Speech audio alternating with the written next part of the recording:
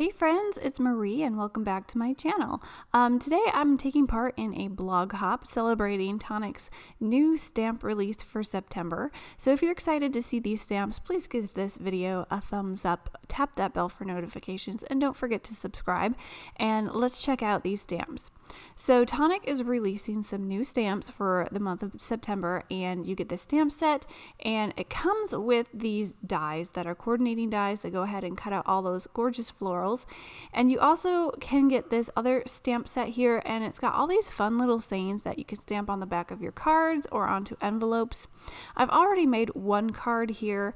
I've just done some simple stamping and coloring, and I was loving playing with these stamps, so I went ahead and made another one here. I've watercolored all of these florals and embossed them with some gold embossing powder. So I'm going to make another card in that similar watercolor style today and just show you how I did that. The first thing I'm going to do here is put some of my Arches hot press watercolor paper into my MISTI.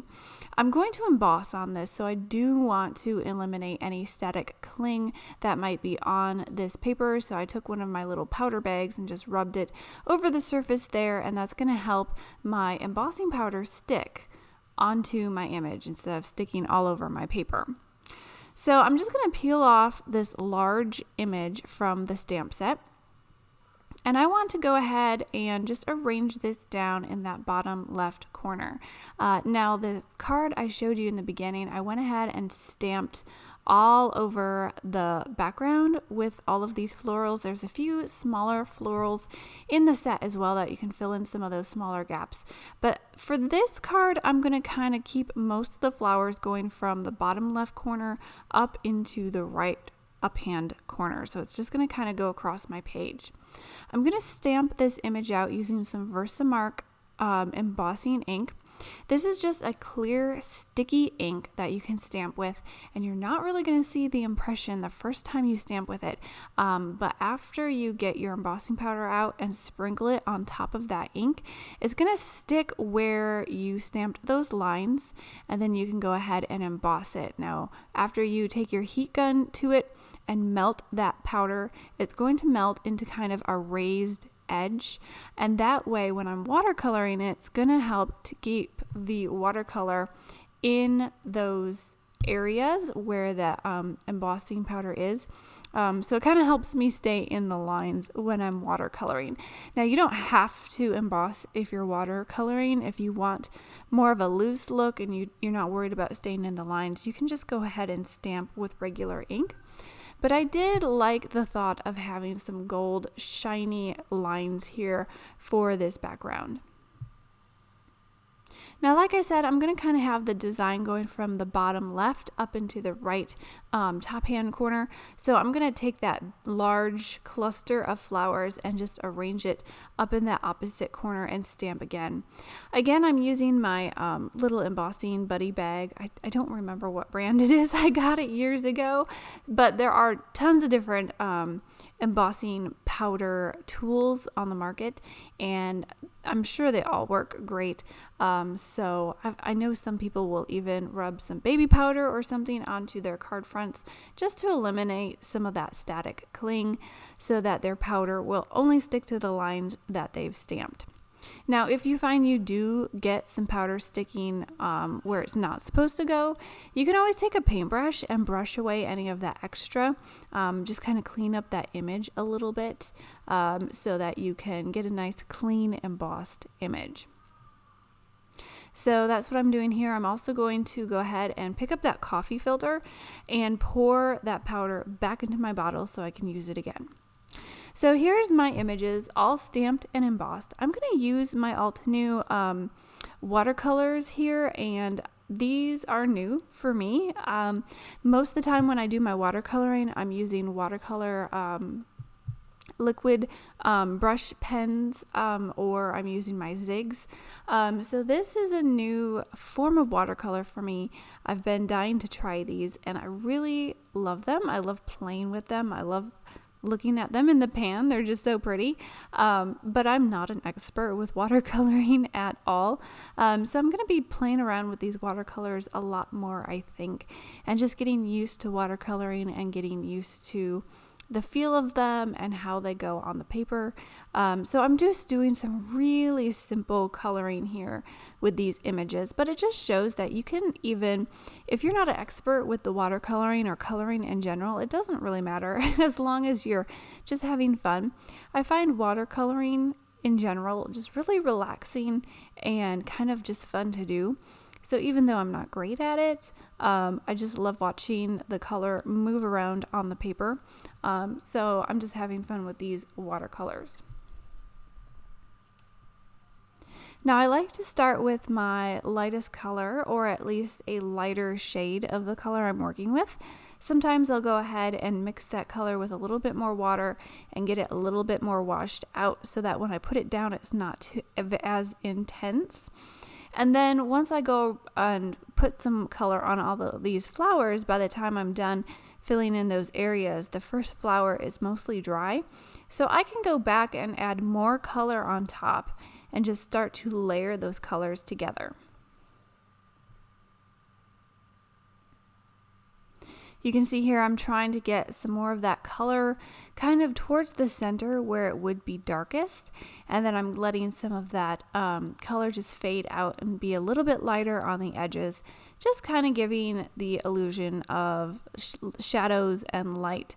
But like I said, I have a lot of practice that I need to do with these watercolors, but also, like I said, you don't have to feel like you need to be an expert. You can just enjoy the process.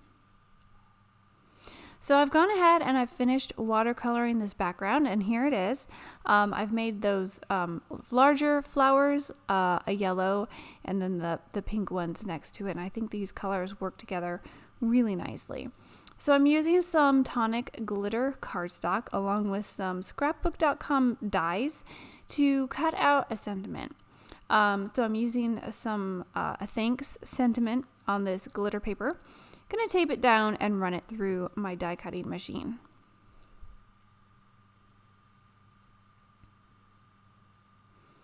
Now I'm gonna go ahead and put this sentiment onto the front of my card, but I also want a little bit of a supporting sentiment. I don't want it to say just thanks.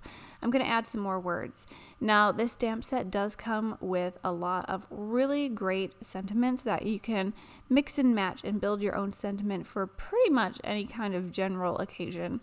I'm going to go ahead and stamp out the words "my friend" so that the sentiment will end up reading "thanks, my friend" in the end, and I'm just going to stamp that down using some more of that Versamark ink onto some of this blue cardstock that really kind of matches the background that I painted. Again, I'm using some of that gold Nuvo embossing powder. Just going to go ahead and emboss that, and then I'm going to cut this down into a little strip.